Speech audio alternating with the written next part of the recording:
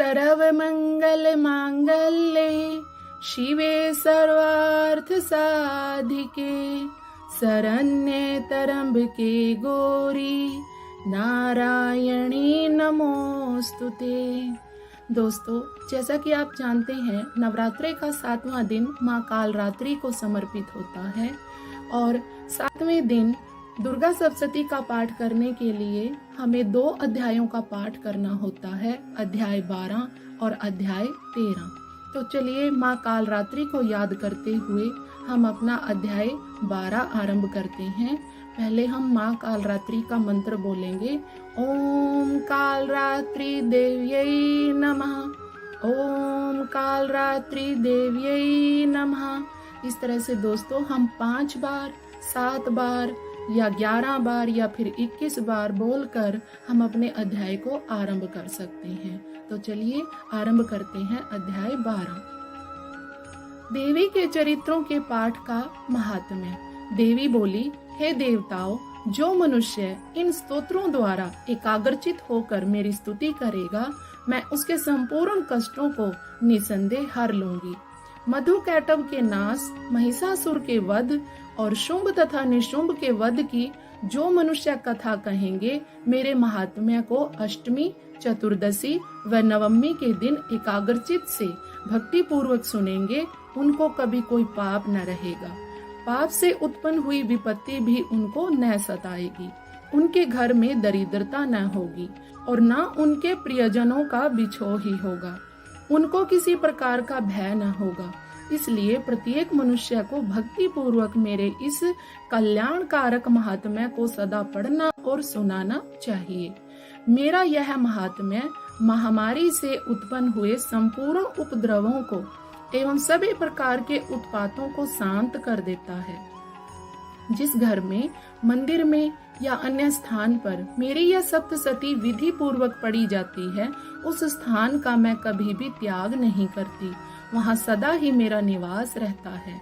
बलिदान, पूजा, होम तथा महोत्सवों में मेरा यह चरित्र पढ़ना तथा सुनना चाहिए। ऐसा हवन या पूजन मनुष्य चाहे जानकर या बिना जाने करे, मैं उसे तुरंत ग्रहण कर लेती हूँ।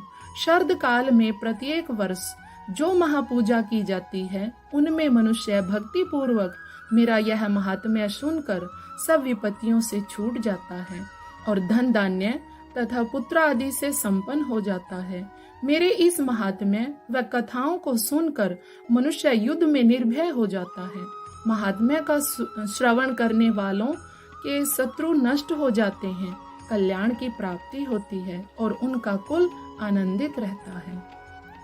उनके सब कष्ट शांत हो जाते हैं तथा घरेलू दुख इत्यादि मिट जाते हैं। बाल ग्रहों से ग्रसित बालकों के लिए मेरा यह महात्म्य परम शांति देने वाला है। मनुष्यों में फूट पड़ने पर यह भली भांति मित्रता करवाने वाला है। मेरा यह महात्म्य मनुष्यों को मेरी जैसी सामर्थ्य की प्राप्ति करवाने वाला है। पुष्प, अर्घ्य, धूप, गंध, दीपक इत्यादि सामग्रियों द्वारा पूजन करने से, ब्राह्मण को भोजन करा के, हवन करके, प्रतिदिन अभिषेक करके, नाना प्रकार के भोगों का अर्पण करके जो मेरी आराधना की जाती है, उससे मैं जैसी प्रसन्न होती हूँ, वैसी ही प्रसन्न मैं इस चरित्र के सुनने से हो जाती हूँ। यह महात्म्य श्रवण करने पर पापों को हर लेता है तथा आरोग्य प्रदान करता है। मेरे प्रादुर्भाव का कीर्तन दुष्ट प्राणियों से रक्षा करने वाला है। इसके सुनने से मनुष्य को शत्रुओं का भय नहीं रहता। हे देवताओं, तुमने तथा ब्रह्मा जी ने मेरी जो स्तुति की है, वह मनुष्यों को कल्याणमयी बुद्धि प्रदान करने वाली है। वन में, सुने मार्ग में अथवा दावानल से घिर जाने पर, चोरों से घिरा हुआ या शत्रुओं द्वारा पकड़ा हुआ, जंगल में सिंहों से, व्याघ्रों से या जंगली हाथियों द्वारा पीछा किया हुआ, राजा के क्रुद्ध हो जाने पर, मारे जाने के भय से, समुद्र में नाव के डगमगाने पर, भयंकर युद्ध में फंसा होने पर, किसी भी प्रकार की पीड़ा से पीड़ित, घोर बाधाओं से दुखी हुआ मनुष्य मेरे इस चरित्र को स्मरण करने से संकट से मुक्त हो जाता है। मेरे प्रभाव से सिंह, चोर या शत्रु इत्यादि पास नहीं आते। प्रचंड पराक्रमी भगवती चंडिका यूं कहकर सब देवताओं के देखते ही देखते अंतर्ध्यान हो गई। सभी देवता अपने शत्रुओं के मारे जाने पर पहले की तरह यज्ञ भाग का उपभोग करने लगे और उनको अपने अधिकार फिर से प्राप्त हो गए। युद्ध में देवताओं के शत्रुओं शुंभ व निशुंभ के देवी के हाथों मारे जाने पर बाकी बचे हुए राक्षस पाताल को चले गए। हे राजन, इस प्रकार भगवती अंबिका नित्य होती हुई भी बारंबार प्रकट होकर इस जगत का पालन करती है, जगत को मोहित करती है, जन्म देती है और प्रार्थना करने पर समृद्धि प्रदान करती है। हे राजन, भगवती ही महाप्रलय के समय महामारी का रूप धारण करती है। वही संपूर्ण ब्रह्मांड में व्यापक है और वही भगवती समय समय पर महाकाली तथा महामारी का रूप बनाती है। स्वयं अजन्मा होती हुई भी सृष्टि के रूप में प्रकट होती है। वह सनातनी देवी प्राणियों का पालन करती है और वही मनुष्य के अभ्युदय के समय घर में लक्ष्मी का रूप बनाकर स्थिर हो जाती है तथा अभाव के समय दरिद्रता बनकर विनाश का कारण बनती है।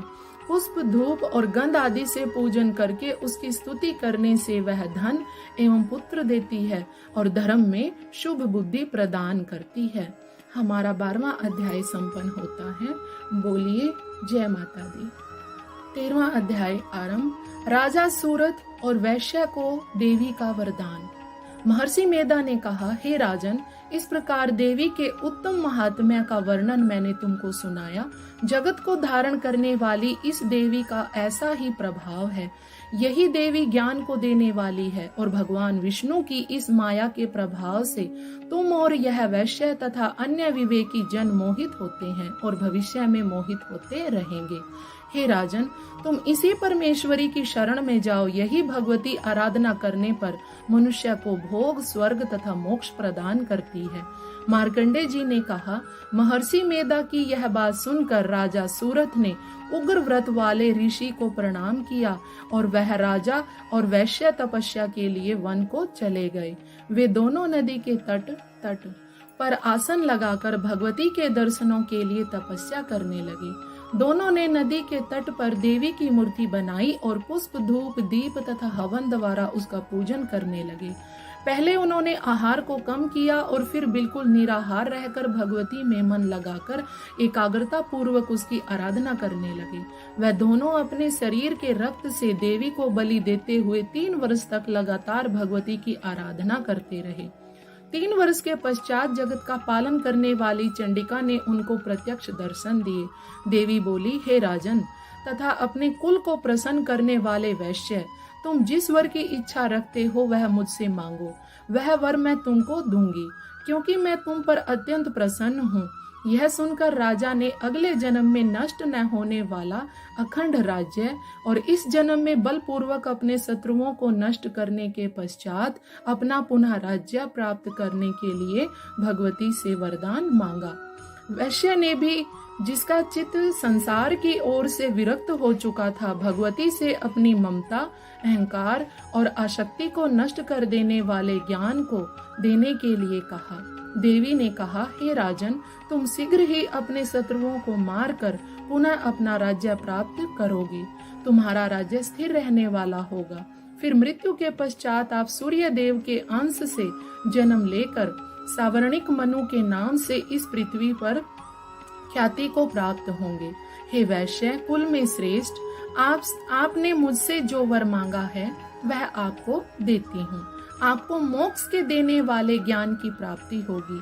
इस प्रकार उन दोनों को मनवांछित वर प्रदान कर तथा उनसे अपनी स्तुति सुनकर भगवती अंतर्ध्यान हो गई। क्षत्रियों में श्रेष्ठ व राजा सूरत भगवान सूर्य देव से जन्म लेकर इस पृथ्वी पर सावर्णक मनु के नाम से विख्यात हुए। हमारा 13वां अध्याय संपन्न होता है। हमें प्रतिदिन दुर्गा सप्तशती का पाठ करने के बाद क्षमा याचना और माँ की आरती अवश्य करनी है और हमें महाअष्टमी के दिन माता के तीनों रहस्य क्षमा याचना और आरती अवश्य करना है। इस तरह से माता दुर्गा सप्तशती का पाठ संपन्न हो जाता है। दोस्तों, मेरे साथ बोलिए जय अम्बे, जय माँ भवानी।